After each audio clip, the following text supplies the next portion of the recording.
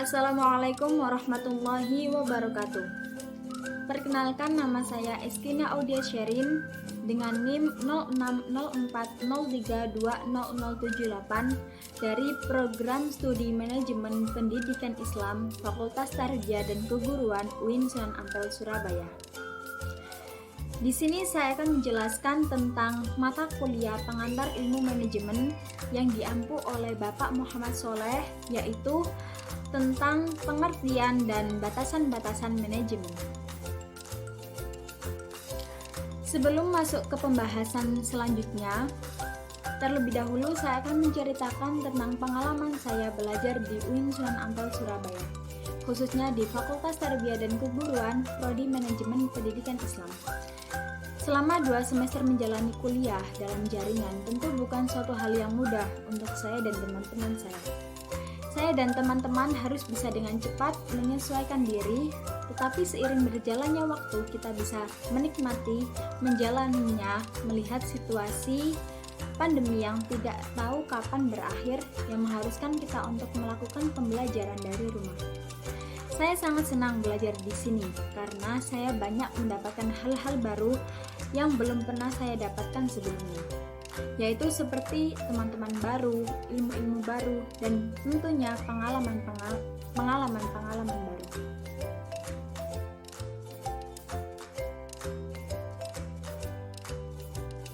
Selanjutnya kita akan membahas tentang pengertian manajemen. Secara etimologi, kata manajemen berasal dari bahasa Inggris yaitu management yang dikembangkan dari kata to manage yang artinya mengatur atau mengelola. Manajemen juga berasal dari bahasa Italia managio yang diadopsi dari kata manager. Manager adalah gabungan dari kata manus yang berarti tangan dan agere yang berarti melaksanakan, yang mana sumber pengertian ini terutama berkaitan dengan aktivitas atau kebiasaan dalam konteks mengendalikan kuda.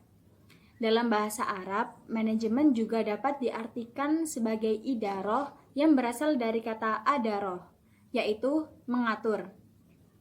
Al-Quran sebagai kitab sumber ilmu pengetahuan juga menyebutkan makna manajemen secara implisit dengan menggunakan kalimat yudabbiru yang mana mengandung arti mengarahkan, melaksanakan, menjalankan, mengendalikan, mengatur, mengurus dengan baik, mengkoordinasikan, membuat rencana yang telah ditetapkan, dan lain sebagainya. Sedangkan secara terminologi ada beberapa pengertian manajemen, yang mana tergantung pada sudut pandang, keyakinan, dan komprehensif dari para pendefinisi. Sebenarnya masih banyak ahli atau pakar yang lain dengan susunan kata-kata yang berbeda.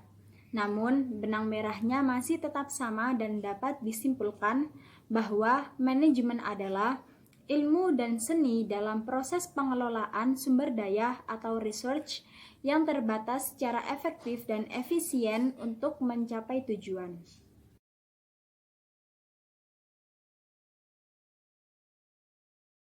Pembahasan berikutnya yaitu 4 pokok batasan dalam manajemen.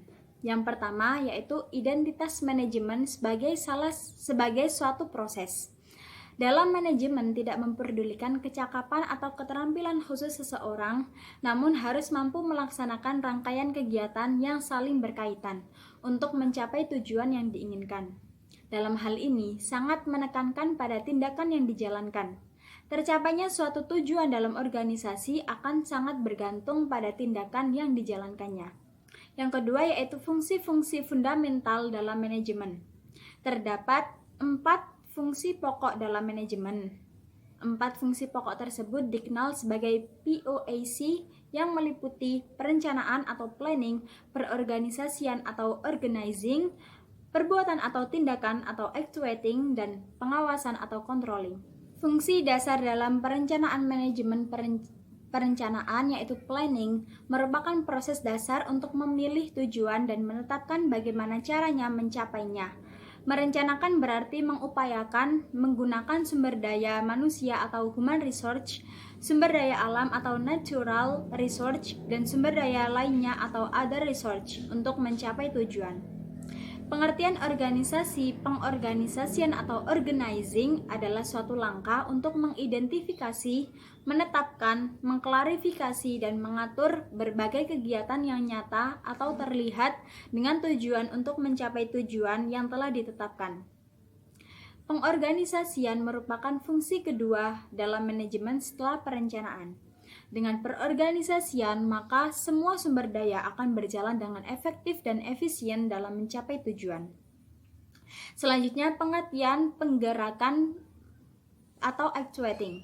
Penggerakan mempunyai arti dan peran yang sangat penting, sebab di antara fungsi manajemen lainnya, maka penggerakan merupakan fungsi secara langsung berhubungan dengan manusia atau pelaksanaan. Penggerakan adalah aktivitas pokok dalam manajemen yang mendorong dan menganjurkan semua bawahan agar berkeinginan, bertujuan bergerak untuk mencapai maksud-maksud yang telah ditentukan, dan mereka berkepentingan secara bersatu dengan rencana usaha organisasi. Selanjutnya yaitu pengertian pengawasan. Pengawasan adalah proses pengamatan atau pemantauan terhadap pelaksana kegiatan organisasi untuk menjamin agar supaya semua pekerjaan yang sedang dilakukan berjalan sesuai dengan rencana yang telah ditentukan sebelumnya.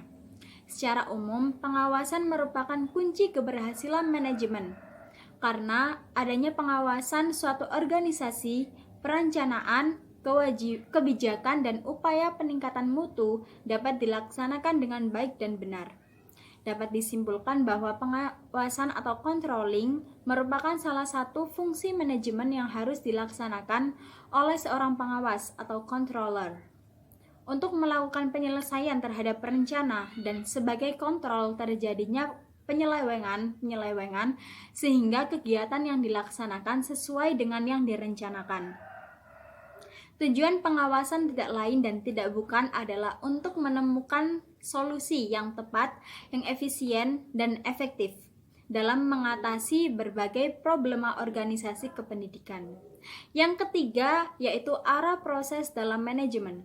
Manajemen mengarahkan pada upaya-upaya anggota organisasi dalam meningkatkan produktivitasnya dengan cara memanfaatkan sumber daya yang ada secara efektif dan seefisien mungkin. Produktivitas atau perbandingan antara output yang berupa barang atau jasa dengan input yang berupa sumber daya manusia atau human resource, peralatan atau material, modal atau kapital, ataupun sumber daya lainnya. Yang keempat, unsur-unsur dalam manajemen proses. Unsur-unsur dalam manajemen memiliki peran masing-masing dan saling berkaitan satu sama lain. Unsur-unsur tersebut meliputi manusia atau man, uang atau money, bahan atau materials, mesin atau machine, methods, dan market. Sekian yang dapat saya sampaikan, yang dapat saya jelaskan. Apabila ada kesalahan atau kekurangan, mohon dimaafkan. Wallahu muwaffiq ila aqwamit thoriq. Wassalamualaikum warahmatullahi wabarakatuh.